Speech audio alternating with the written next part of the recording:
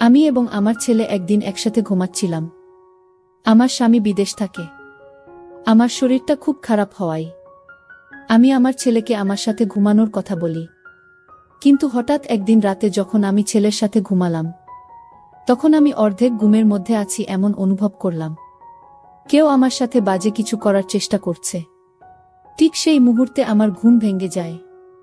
আর ঘুম ভেঙে আমি দেখলাম আমার ছেলে পাগলের মতো কি যেন করতে চাইছে। আর তা দেখে তো আমার মাথায় আগুন ধরে গেল। বন্ধুরা, আমার ছেলে কি করেছিল সেদিন রাতে যা দেখে আমার পুরো মাথায় নষ্ট হয়ে গিয়েছিল। জানতে হলে পুরো গল্পটি শুনতে হবে। তাহলে চলুন বন্ধুরা, গল্পটি শুরু করি। গল্পটি শুরু করার আগে বন্ধুরা, তোমাদের নিকট আমার বিশেষ অনুরোধ, দয়া করে তোমরা আমার চ্যানেলটি সাবস্ক্রাইব করে আমাকে সাপোর্ট করবা। আমি পূর্ণিমা। আমি দেখতে খুবই সুন্দরী, লাবণ্যময়ী। আমার বয়স 34 বছর। আমি ঢাকায় বনশ্রীতে থাকি। আমার এক ছেলে এক মেয়ে। মেয়ের বয়স 12 আর ছেলের বয়স 16। আমার বিয়ে হয়েছে এক প্রবাসী স্বামীর কাছে। বিয়ের কিছুদিন পর আমার স্বামী বিদেশে প্রবাসে চলে যায়। তারপর থেকে আমাকে অনেক কষ্ট করতে হয়েছে। একটি ছোট্ট ছেলেকে নিয়ে আমার খুব কষ্টে দিন কাটছিল। দেখতে দেখতে আমার ছেলে এবং মেয়ে উভয়ই বড় হয়ে গেল। বর্তমানে আমার ছেলের বয়স 16 আর মেয়ের বয়স 12। দুই ছেলে মেয়ে নিয়ে খুব সুখের সংসার আমার। তারা দুজনেই পড়ালেখায় ব্যস্ত। কিন্তু মনের মধ্যে একটাই কষ্ট আমার। বিয়ের পরে প্রায় বেশিরভাগ দিনেই আমি স্বামী ছাড়া থাকতে হয়েছে। বলতে পারেন আমি খুব একটা বেশি স্বামীর আদর পাই নাই। কারণ সে বিদেশ থেকে মাঝে মধ্যে ছুটিতে আসত আর অল্প কিছুদিন থেকে চলে যেত। তারপর আবার 5 বছর পর 3 থেকে 4 মাসের ছুটি নিয়ে আসত। তারপর আবার চলে যেত। তাতে আমার কিছু হতো না। মনের কষ্ট মনেরই রয়ে যেত, বরং আরো আগুন জ্বালাইয়া তুইয়ে চলে যাইত। তারপর কিছু দিন শুধু কালি চটপট করতাম। এইভাবেই চলত আমার জীবন। তাই বলছি বন্ধুরা, স্বামীর আদর আমার জীবনে খুব কমই পাইতাম। কিন্তু আমার কি ভাগ্য বন্ধুরা, সেই স্বামীর আদর, সোহাগ, মায়া, মমতা সব দিয়ে ভরিয়ে দিয়েছিল আমার ছেলে অনিল। আমি কখনো কল্পনাই করতে পারি নাই যে আমার ছেলে অনিল আমাকে এত সুখ দিবে। বন্ধুরা, আমার ছেলে অনিল, সে ক্লাস এসএসসিতে পড়তেছে। দেখতে খুব সুন্দর শান্তর, আমার মতোই হয়েছে। আমার ছেলেও হ্যান্ডসাম, অনেক স্মার্ট। যে কোনো মেয়ে দেখলেই আমার ছেলের প্রেমে পড়ে যায়। আমি আমার ছেলের প্রতি অনেক যত্ন নিতাম, মানে অনেক ভালোবাসতাম আমার ছেলেকে। সবসময় আমার ছেলের সাথে আমি ফ্রি থাকার চেষ্টা করতাম। আমার ছেলের সাথে আমি বন্ধুর মতো সব সময় আচরণ করতাম। বন্ধুরা, একদিন রাতের ঘটনা। আমার ছেলে ওয়াশরুমে গিয়েছিল। ওয়াশরুম থেকে বের হতে একটু দেরি হচ্ছিল। হঠাৎ করে আমার ছেলের মোবাইলে একটি মেসেজ চলে আসলো। মেসেজটি দেখে আমি খুব হিমশিম খেয়ে গেলাম। মেসেজটা খুব বিশ্রী ভাষায় লেখা ছিল। তবে বন্ধুরা, এইটুকু বুঝতে পারছি যে মেয়েটি আমার ছেলেকে মেসেজটা দিয়েছে, সে নিশ্চয় আমার ছেলের খুব পরিচিত এবং সে আর আমার ছেলের মধ্যে নিশ্চয় খারাপ কোনো সম্পর্ক আছে। প্রকৃতপক্ষে মেসেজটি দেখে আমার মন খারাপ হয়ে গেল। মেসেজটি দেখে আমি মনে মনে ভাবলাম, কে এই মেয়ে? তাহলে কি আমার ছেলে এই মেয়ের সাথে সম্পর্কে জড়িয়ে গেল? আমার ছেলে কি তাহলে নষ্ট হয়ে গেল? যদি তাদের মধ্যে এরকম ধরনের সম্পর্ক নাই থাকে, তাহলে কেনই বা এই মেয়েটি এরকম বিশ্রী মেসেজ দিবে? মেসেজটি দেখে আমার মনটা খারাপ হয়ে গেল। মনে মনে ভাবলাম, তাহলে আমার ছেলেকে কি আমি জিজ্ঞেস করব মেয়েটিকে? কিছুক্ষণ ভেবে তারপর ভাবলাম, যদি আমি আমার ছেলেকে জিজ্ঞেস করি, তাহলে সে হয়তো কষ্ট পাবে না। আমাকে বিকল্প চিন্তা ভাবনা করতে হবে। যেভাবেই হোক এই মেয়ের কাছ থেকে আমার ছেলেকে বাঁচাতে হবে। তা না হলে আমার ছেলের পড়ালেখা সহ আমার ছেলের ভবিষ্যৎ একেবারেই শেষ। পরের দিন আমার ছেলে স্কুলে যাবে। ছেলের পেছন পেছন আমিও গেলাম। কিন্তু আমার ছেলেকে বুঝতে দিলাম না যে আমি তাকে ফলো করছি। স্কুলে যাওয়ার কথা বলে আমার ছেলে দেখলাম স্কুলে না গিয়ে সে অন্যদিকে যাচ্ছে। আমি ওর পিছন পিছন ছুটলাম। কিছুক্ষণ যাওয়ার পর দেখলাম একটা মেয়ে আমার ছেলের জন্য দাঁড়িয়ে রয়েছে। আমার ছেলেও তার কাছে চলে গেল এবং তারা সেখান থেকে অন্য কোনো এক জায়গা চলে যাচ্ছে। আমি তাদের পিছন পিছন গেলাম। যাওয়ার পর দেখলাম তারা এমন এক জায়গায় গেল যেখানে মানুষ সচরাচর যায় না। একেবারে নির্জন জায়গা। খুব কম মানুষই সেখানে যায়। আমার আর বুঝতে বাকি রইল না। আমার ছেলে নষ্ট পথে চলে যাচ্ছে, যে পথ মোটেও তার ভবিষ্যতের জন্য ভালো না। তারপরেও তারা সেই নির্জন জায়গায় কি করে, তা জানার জন্য এবং তা নিজের চোখে দেখার জন্য চুপি চুপি সেখানে গেলাম। আমি দেখতে পেলাম তারা জঙ্গলে একটি খুঁড়ে ঘরের ভিতরে প্রবেশ করছে, তাও আবার ভাঙ্গা। মনে হচ্ছে অনেক দিনের পুরনো। চোখের পলকেই তারা দুজন সেখানে ঢুকে গেল। আমিও চুপি চুপি তাদের পিছনে গেলাম। ভাবলাম আজকে তাদেরকে হাতে নাতে ধরবা। তারা ঘরে প্রবেশ করার পর আমি চুপি চুপি করে সেই ঘরের জানালার পাশে গেলাম। তারপর আমি সেই খুঁড়ে ঘরের জানালার পাশ দিকে একটু উকি দিলাম। জানালা দিয়ে উকি দিতেই যা দেখলাম তাকে আমার দু চোখ মুজে গেল। অনেক কষ্ট করে তাকালাম। দেখলাম আমার ছেলে এবং সেই মেয়েটার কি রোমান্টিক দৃশ্য। মনে হচ্ছে তারা যেন নতুন কোনো দুনিয়ায় হারিয়ে গেছে। তারপরেও আমি কিছুক্ষণ তাদের দৃশ্য দেখলাম। সেই সাথে আমার চোখ চলে গেল আমার ছেলেই সেই ইন্টারেস্টিং জায়গায়। আমার ছেলেরটা দেখে তো আমি পুরাই অবাক। ছেলেরটা এত নাদোজ নুদুজ হলো কি করে? দৃশ্যটা দেখার পর ভাবলাম, এখন আমি আমার ছেলে আর এই মেয়েটাকে হাতে নাতে ধরব। কিন্তু আমার মনের মধ্যে বাধা পড়ে যায় যে এই মুহূর্তে যদি আমি তাদের ধরতে যাই, তাহলে দুর্ঘটনা পড়ে যেতে পারি। দৃষ্টি কিছুক্ষণ দেখার পর আমি তাদেরকে সেখানে কিছু না বলে বাসায় চলে আসলাম। তবে দৃশ্যটি দেখার পর বারবার তাদের সুন্দর দৃশ্য চোখের মধ্যে ভাসতেছে। আমি খুব চিন্তায় পড়ে গেলাম। মনে মনে ভাবতে লাগলাম কি করা যায়। আর এইসব যদি তার বাবা শোনে তাহলে আমার সাথে অনেক ঝগড়া করবে, রাগারাগি করবে এবং কি আমাকে মারধরও করতে পারে। ছেলেকে এইসব কারাপি থেকে রক্ষা করার দায়িত্ব আমার। ছেলের এইসব দেখে মনে মনে সিদ্ধান্ত নিলাম, আজকে ছেলে বাসায় ফিরলে একটা ব্যবস্থা করব। মনে মনে এও ভাবতে লাগলাম কি ব্যবস্থা করব, কি করা যায়। এসব বিষয় তো আবার কারো কাছে শেয়ার করা যায় না। অনেকক্ষণ ভাবতে ভাবতে মাথায় একটা আইডিয়া এলো, আর এই আইডিয়াটাকেই কাজে লাগানোর চেষ্টা করলাম। প্রায় সন্ধ্যা বেলা আমার ছেলে স্কুল থেকে বাড়ি ফিরল। আমি বললাম, বাবা অনিল, তোমার স্কুল থেকে আসতে এত দেরি হলো কেন? অনিল বলল, মা স্কুল শেষে প্রাইভেট পড়ছিলাম, তাই আমার আসতে একটু দেরি হয়ে গেল। ছেলের এমন গোছানো মিথ্যা কথা শুনে আমি অবাক হয়ে গেলাম। আমি তো বুঝতেই পারছি সে কোথায় থেকে বাড়িতে ফিরল, কিন্তু আমি তাকে বুঝতে দিলাম না। আমি ভাবলাম, যদি আমি তাকে কিছু বলি তাহলে হয়তো এতে হিতের বিপরীত হয়ে যেতে পারে। তাকে আমার কৌশলে বসে আনতে হবে। সেদিন থেকেই আমার ছেলের সাথে প্রেমের অভিনয় শুরু করি, যাতে কোনো মেয়ে আমার ছেলেকে নষ্ট না করতে পারে এবং আমার ছেলেকে আকৃষ্ট না করতে পারে। সেজন্যই আমার এই চিন্তা ভাবনা। কিন্তু এই চিন্তা ভাবনা যে এত গভীরে চলে যাবে তা কখনো কল্পনাও করতে পারিনি। সেই দিন রাতে আমি আমার ছেলেকে বললাম, বাবা অনিল, তোমার মুখ এমন দেখাচ্ছে কেন? অনিল বলল, না মা, কিছু না। তারপর আমি বললাম, অনিল, আজকে তোমার সাথে আমি একটু গল্প করব। অনিল বলল, মা, কিসের গল্প? আমি বললাম, অনিল, তোমার সাথে আমার অনেক কথা আছে। চলো আজকে আমরা আগে একটু গল্প করি, তারপর কথা বলি। আর সেই সাথে আমি নিজেকে একটু অন্যরকম ভাবে উপস্থাপন করলাম, যাতে সে আমাকে দেখে আকৃষ্ট হয়। আমি তার সাথে ওপেন ভাবে চলার চেষ্টা করলাম। তারপর অনিল দেখছি মাঝে মাঝে আমার দিকে তাকাচ্ছে, আর কি যেন ভাবছে। তারপর তার সাথে আমি অনেকক্ষণ গল্প করলাম।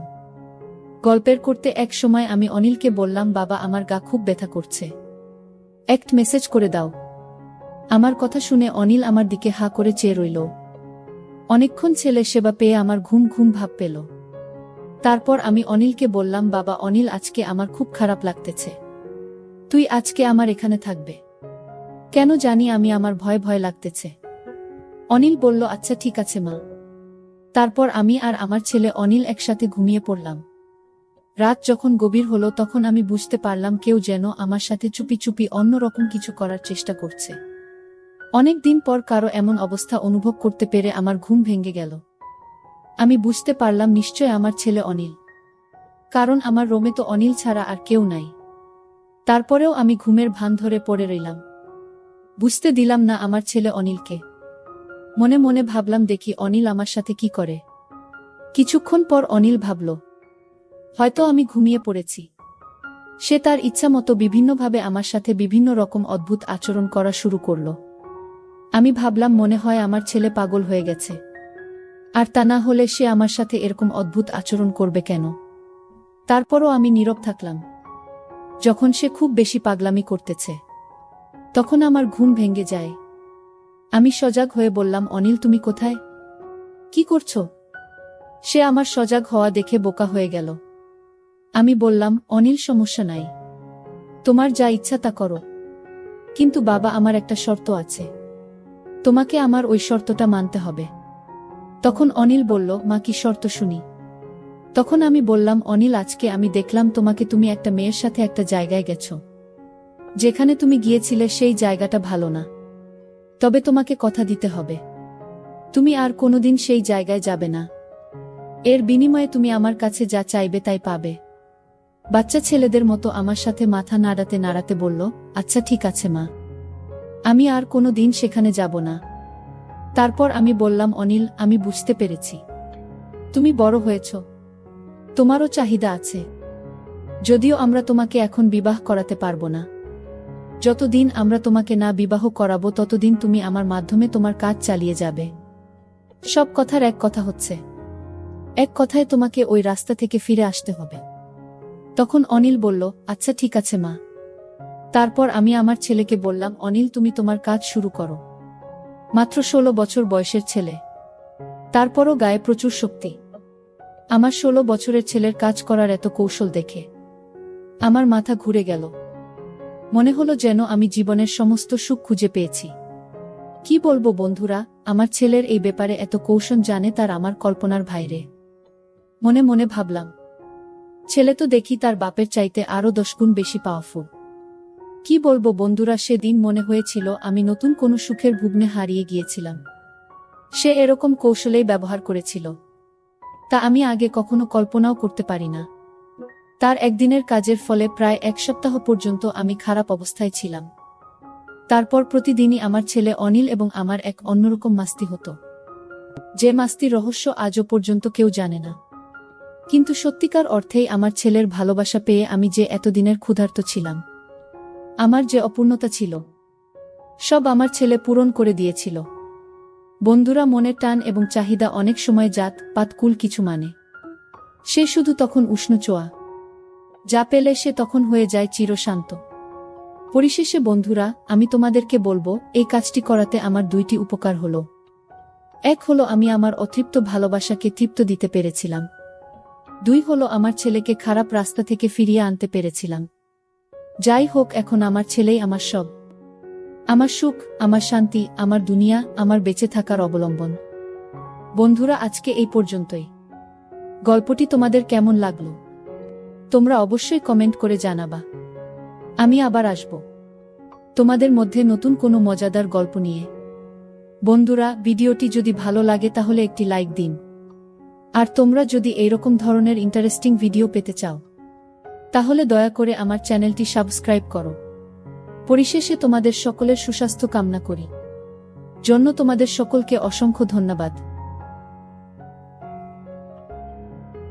তখন সিয়াম বলল, আমার জন্য তুমি শুধু শুধু জেগে থাকবে কেন? কাল থেকে আমি পড়ার ঘরটাই ঘুমাবো, আর নানা নানিকে যখন খাবার দাও তখন আমাকেও ডাক দিও, ওই সময় তুমি আমিও খেয়ে নেব। আমি বললাম, সন্ধ্যা রাতে খেয়ে নিলে রাত জেগে পড়তে পড়তে ক্ষুধা লাগবে যখন, তখন কি খাবে? আর তাছাড়া এত বড় ঘর থাকতে তুমি ওই ঘরে ঘুমাবে কেন? আমি কি কখনো বলেছি তোমার জন্য আমার সমস্যা হচ্ছে? তুমি কি বাহিরের কেউ? তুমি তো আমাদের নিজেদের মানুষ, তোমার জন্য এইটুকু করতে পারবো না? সিয়াম বলল, ঠিক আছে মামি, অনেক রাত হয়েছে, এবার ঘুমাও, এই ব্যাপারে সকালে তোমার সাথে আলাপ করব। এটা বলেই সিয়াম সোজা তার বিছায় গিয়ে শুয়ে পড়ল, আর আমিও আমার রুমে চলে আসলাম। তবে আর যাই হোক, আজ প্রথম সিয়াম আমার সাথে এত কথা বলেছে, কিন্তু একবারও আমার চোখের দিকে তাকায়নি। এখন সকাল 8টা, সিয়াম এখনো ঘুম থেকে ওঠেনি। কাল অনেক রাতে ঘুমিয়েছে, তাই একটু বেশি ঘুমাচ্ছে। এমনিতে প্রতিদিন সকাল 6টার সময় ঘুম থেকে উঠে উঠোনে হাঁটাহাঁটি করে। সিয়ামকে কখনো সকালে পড়তে দেখিনি। সিয়ামকে ডাক দিতে হবে কারণ 10টায় ক্লাস আছে। তাই সিয়ামকে ডাক দিলাম। সিয়াম, সিয়াম ওঠো, 8টা বাজে, কলেজে যাবে না? সিয়াম বলল, কয়টা বাজে? 8টা। 8টা বাজে বলতেই লাফিয়ে উঠল। তারপর গোসল করতে গেল। মিনিট 10 মধ্যে গোসল শেষ করে নাস্তা খেয়ে সোজা কলেজে চলে গেল। এরপর ঠিক 2টার সময় কলেজের ক্লাস শেষ করে বাসায় ফিরল। মাঝে মধ্যে অবশ্য 12টা-1টার দিকেও চলে আসে। পড়ার ঘরে বই খাতা রেখে গোসলখানায় হাত মুখ ধৌত করতে গেল। এদিকে আমি খাবার নিয়ে বসে আছি। সিয়াম ঘরে আসলো। তারপর আমার দুজনে একসাথে দুপুরের খাবার খেলাম। খাবার খাওয়ার সময় কোনো কথা হলো না। শুধু জিজ্ঞেস করেছিলাম কলেজে ঠিকমতো ক্লাস হয় কিনা। বাচ্চা ছেলের মতো মাথা নেড়ে শুধু বলেছিল হ্যাঁ, শুধু এইটুকুই। খাবার খেয়ে সিয়াম তার পড়ার ঘরে গিয়ে শুয়ে রইল। সিয়াম অবশ্য দিনের বেলা ওই ঘরটায় ঘুমায়। সন্ধ্যা হয়ে গেল। সিয়াম ঘুম থেকে উঠছে না। আমি পড়ার ঘরটায় গিয়ে সিয়ামকে ডাক দিলাম। আমার ডাক শুনে ঘুম থেকে উঠে বিছানায় বসল। আমার দিকে তাকিয়ে বলল, কি হয়েছে? ডাকছো কেন মামি? আমি বললাম, না কিছু না। সন্ধ্যা হয়ে গেল, তুমি এখনো ঘুমাচ্ছ, পড়তে বসবে না? সিয়াম বলল, সন্ধ্যা হয়ে গেছে নাকি? দেখি কয়টা বাজে। সিয়াম পড়ার টেবিলে রাখা তার হাত ঘড়িটায় টাইম দেখে গোসলখানায় হাত মুখ ধৌত করার জন্য চলে গেল। আমি তার পড়ার ঘরটাই বসে রইলাম। হাত মুখ ধৌত করে সিয়াম পড়ার ঘরে আসলো। আমার দিকে তাকিয়ে বলল, তুমি এখনো এখানে কি করো? রান্নার কাজ শেষ? আমি বললাম, সেই কখন শেষ করেছি। কেন, ক্ষুধা লাগছে নাকি? সিয়াম বলল, আরে না, কি যে বলো, এই সন্ধ্যার সময় ক্ষুধা লাগে নাকি? তবে চা হলে ভালো হতো। আমি বললাম, চা পাতা মনে হয় ঘরে নেই। কাল থেকে তোমাকে চা করে দেব, ঠিক আছে? সিয়াম বলল, ঠিক আছে। এখন যাও, আমি পড়তে বসব। আমি বললাম, আচ্ছা বাবা, তুমি মনোযোগ দিয়ে পড়ো, আমি গেলাম। আমি আমাদের বড় ঘরটায় চলে আসলাম। ঘণ্টা 2 পরে শ্বশুর শাশুড়িকে রাতের খাবার দিলাম। শ্বশুর শাশুড়ি খাচ্ছে। আমি পাশেই বসে আছি। হঠাৎ শ্বশুর বলল, বৌমা, সিয়াম ঠিকমতো পড়ালেখা করে তো?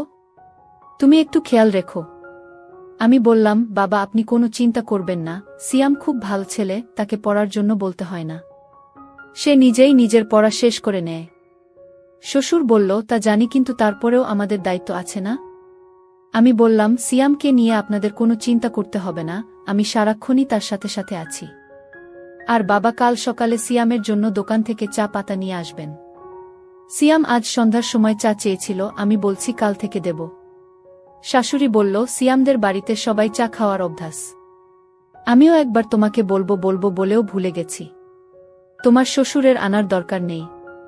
বাজার সদাই যা লাগে এখন থেকে সিয়ামকে দিয়েই নিয়ে আসবে। সিয়ামকে সকালে আমি বলে দেব। আর বৌমা, সকালে নাস্তা করার সময় আমাকে মনে করিয়ে দিও, আমি সিয়ামের সাথে কথা বলবো। আমি বললাম, ঠিক আছে মা। আমি তাদের খাওয়া শেষ হওয়া পর্যন্ত বসে রইলাম। খাওয়া শেষে বাসনপত্র গুছিয়ে আমার রুমে গিয়ে মোবাইলে বাড়িতে মায়ের সাথে কথা বললাম। কথা বলতে বলতে রাত প্রায় 10টা বেজে গেল। এবার দেখি সিয়াম কি করছে। আমি দরজা খুলে সিয়ামের পড়ার ঘরের কাছে গেলাম। ঘরের কাছে যেতেই সিয়ামের পড়ার শব্দ পাইলাম। পড়ার শব্দ পেয়ে আমি আর ঘরে ঢুকলাম না, কারণ সিয়াম রাগ করতে পারে। তাই বড় ঘরে চলে আসলাম। রাত প্রায় 11টার উপরে, কিন্তু সিয়াম এখনো ঘরে আসছে না। আমি একা একা জেগে আছি। পড়ার ঘরে যে যাব সেটারও সাহস পাচ্ছি না, কারণ আমি রাতের বেলা অন্ধকারে ভয় পাই। তাই বাহিরে না গিয়ে সামনের জানালা খুলে বসে রইলাম। অপেক্ষার পর অপেক্ষা, কিন্তু সিয়াম ঘরে আসছে না। পড়ার ঘরে না হয় ঘুমাবে, কিন্তু খেতে আসবে তো? আমার কিচ্ছু ভাল লাগছে না। কি করব ভেবে পাচ্ছি না। শ্বশুরকে ডাকবো নাকি ডাকবো না তাও বুঝতে পারছি না। এভাবে অপেক্ষা করতে করতে রাত প্রায় 12:30 বেজে গেল। এরপর আমি অপেক্ষা করতে করতে কখন যেন ঘুমিয়ে গেলাম। সকালে ঘুম থেকে উঠে শাশুড়িকে আমি জিজ্ঞেস করলাম, মা, সিয়াম ঘরে আসে নাই? শাশুড়ি বলল, না, কেন, কি হয়েছে বৌমা? আমি বললাম, না কিছু না মা, সিয়াম কাল রাতে বড় ঘরে আসে নাই, পড়ার ঘরেই ঘুমাইছে। আমি অনেক রাত পর্যন্ত অপেক্ষা করে কখন যে ঘুমিয়ে পড়েছি নিজেও জানি না। শাশুড়ি বলল, কি বলো বৌমা? সিয়াম পড়ার ঘরে ঘুমাবে কেন? এই ঘরে কি তার সমস্যা হয়? আমি বললাম, কি জানি মা। আমি তো সারাক্ষণই তার খেয়াল রাখি। আমার মনে হয় সিয়াম আমাকে লজ্জা পায়। আচ্ছা মা, আমাকে লজ্জা পাওয়ার কি আছে? আমি তো ওর মার মতোই, তাই না? শাশুড়ি আমাকে বলল, সিয়ামকে ডাকো। সে তোমাকে লজ্জা পাবে কেন? তুমি তো তাকে অনেক খাতির যত্ন করছো, সেটা তো আমি নিজেই দেখছি। তাহলে সে এমন করবে কেন? এটা তো ঠিক না। সে এখানে লেখাপড়া করবে, যখন যা লাগবে তোমাকে বলবে, তুমি না দিলে আমাদের বলবে। আর তুমি তো আমার লক্ষ্মী বৌমা, কত সুন্দর করে সংসার